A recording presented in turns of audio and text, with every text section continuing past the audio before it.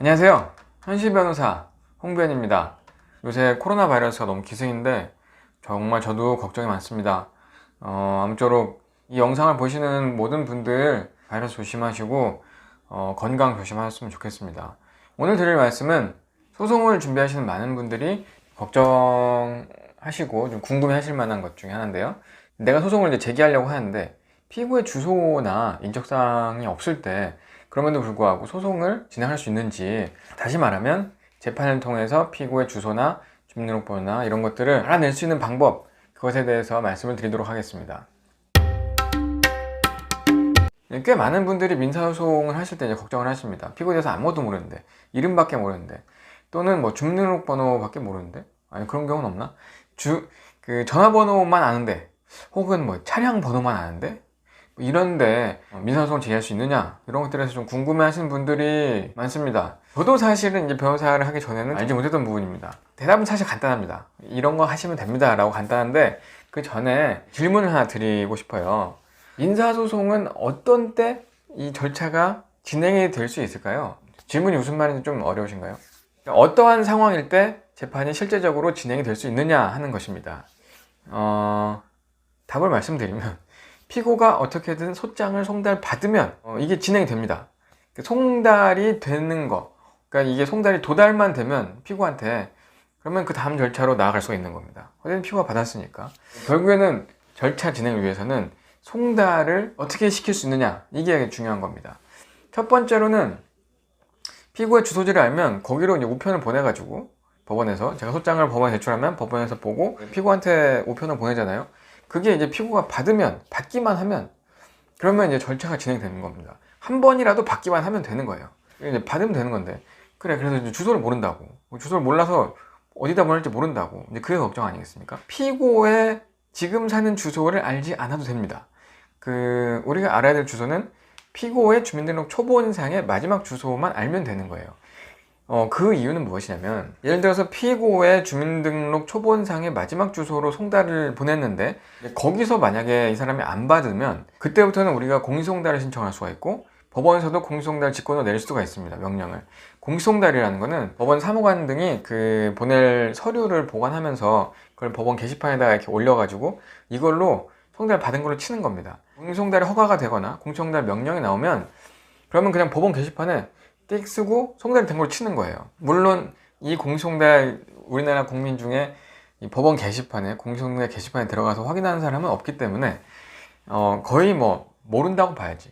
하지만 법적으로는 송달이 된 걸로 쳐요. 물론 이제 공시송달로 판결이 확정이 되면 그 다음에 피고는 그걸 알았을 때 추가상소를 제기할 수가 있습니다. 그건 나중에 제가 설명을 드리고, 아무튼 이제 피고의 최후 주소지만 알아내면 되는 거예요. 주민등록 초본상. 이 부분에서 변호사들이 사용하는 방법인데 일반인들은 전혀 모르는 방법이 등장합니다. 그게 바로 사실조회, 아니면은 금융거래정보 제출명령 신청, 아니면은 과세정보 제출명령, 문서제출명령, 이런 것들입니다. 변호사들 같은 경우는 어떻게 하냐면, 이 사건에 관한 자료를 달라 뒤집니다. 그래서 거기서 예를 들면은 핸드폰 번호가 나올 수도 있고, 피고가 보유한 부동산의 주소를 알 수도 있고, 그럼 이제 등기부를 떼보면 거기에 등기 명의인이 나올 거 아니에요. 앞에 생년월일하고 이름이랑 주소가 나옵니다. 근데 이제 그 등기를 할 때는 주민등록 초본을 첨부해야 되기 때문에 이제 거기도 인적사항이 보유를 하고 있는 거예요, 등기소가. 그리고 핸드폰 번호 같은 경우는 그 핸드폰 번호로 가입을 할 거잖아요, 통신사에다가. 그때 주민등록번호랑 주소를 쓰게 돼 있으니까 주민등록번호는 최소한 알 수 있는 거고, 예를 들면 그 사람의 명의로 된 계좌번호, 어떤 은행의 계좌번호, 어쨌든 또 계좌를 틀려면 그 사람 인적사항을 적어야 되는 거니까 이런 게 있을 수가 있고, 등등등, 이런 이제 피고의 인적사항이 아주 살짝 묻어나는 그런 자료들이 있을 거 아니에요. 그 자료를 가지고 해당 기관에다가 사실조회나 문서제출명령이나 과세정보제출명령이나 이런 걸 신청합니다. 사실조회나 문서제출명령이나 금융거래정보제출명령 신청이나 이런 것들은 사실은 증거 방법에 관한 것들입니다. 내 주장을 입증하기 위한 수단으로 사용되는 것들이죠. 그래서 사실은 상대방의 단순히 그 상대방의 주소만 알아내기 위해서 사용되어서는 법조문으로서는, 그냥 법조문 자체만 봤을 때는 조금 곤란할 수가 있는 건데, 실무에서는 거의 다 그걸 받아줍니다. 피고의 인적사항을 알아내기 위해서 그게 조회하는 거를 거의 다 받아주기 때문에 거의 이 방법을 쓰죠. 예를 들면은 전화번호만 안다. 전화번호만 아는 경우에는 통신사에다가 이 번호를 쓰는 사람의 이름과 주민등록번호, 주소를 알려달라고 사실조회 신청을 하면 거기서 회신이 오고요. 그 다음에 등기소 같은데 이 사람이 보유한 부동산을 알고 있다. 그러면은 거기 등기부를 떼보면은 거기에 등기 명의인의 인적사항이 살짝 나오거든요.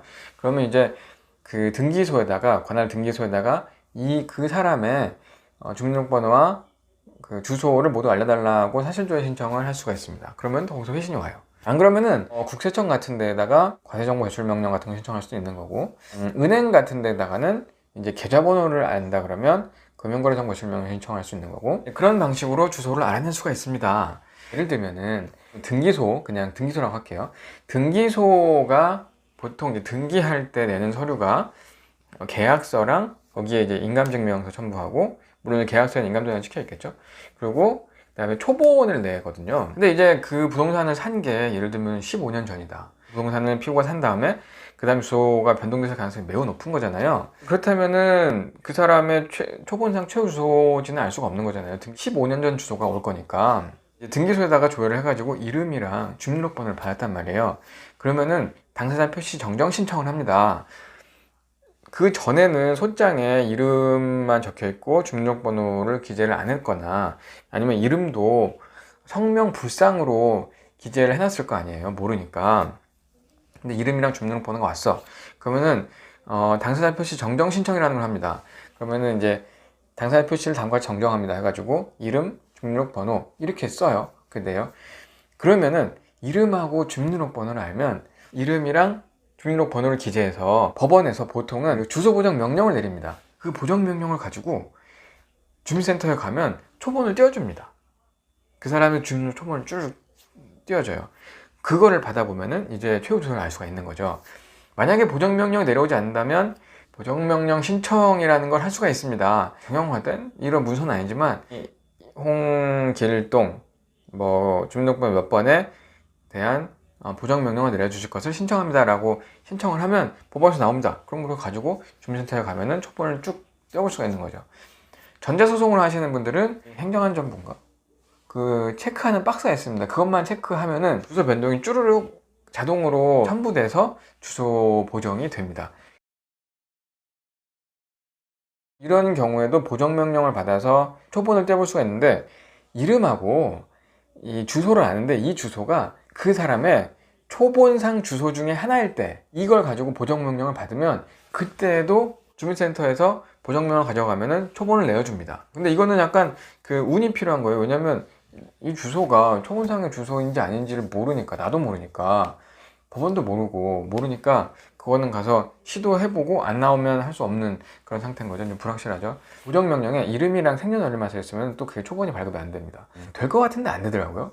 아무튼 이제 그런 방식으로 결국에는 초본상 주소를 찾아낼 수가 있고, 초본상 주소지로 송달을 날려서 그 다음에 안 받으면 그때부터는 이제 공시송달 신청을 해가지고 재판을 공시송달로 진행할 수가 있게 되는 겁니다. 이게 이제 요약해서 말하면, 내가 보유하고 있는 피고의 정보를 활용해서 피고의 인적사항을 보유하고 있을 것 같은 기관에다가 사실조회 또는 금융거래정보 제출명령 신청 또는 과세정보 제출명령 신청 또는 문서제출명령 이런 거를 신청해가지고 거기서 회신 오는 데서 이름이나 주민등록번호를 찾아서 그걸 가지고 보정명령을 받아서 그걸 가지고 주민센터에 가서 초본을 발급받으면 이제 최소 주소지를 알게 되고 거기로 송달을 날리면 된다는 겁니다.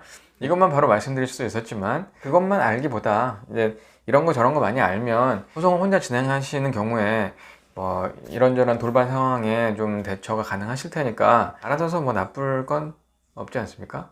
다음번에 다른 영상으로 찾아오겠습니다.